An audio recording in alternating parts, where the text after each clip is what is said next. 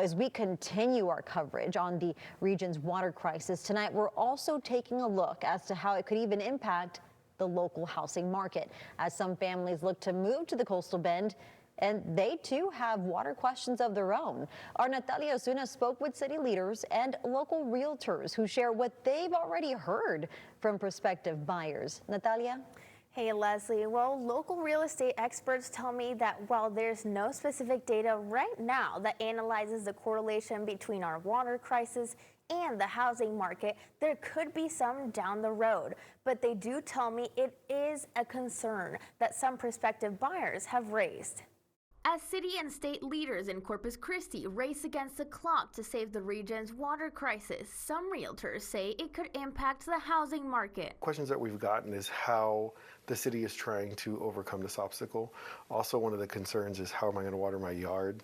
How am I going to maintain my pool? Justin Colmenero at Prime Real Estate says questions like these are coming up more and more. Being on a coastal community, that is something that a lot of buyers come down here to utilize is our water, and we're running out. It's very much a strong concern that is determining whether or not they're going to call the coastal bend their home. On top of that, realtors might now have to take an additional step through formal disclosure. A standardized form that lets us educate buyers coming into our area that we're in a drought and that there are certain water restrictions that we have in place. Coral Carey with the Coastal Bend Association of Realtors says these trends are something to keep an eye on. I think there's a lot of concern. A lot of people are still watching very carefully what our state and local leaders are doing, but I don't think that's really motivating people, to move out of our area at this time. While that hasn't yet become a concrete pattern, Carey says water remains top of mind for prospective buyers. Homes are worthless if we do not have a reliable water source. And for homeowners. Our advocacy here with our association is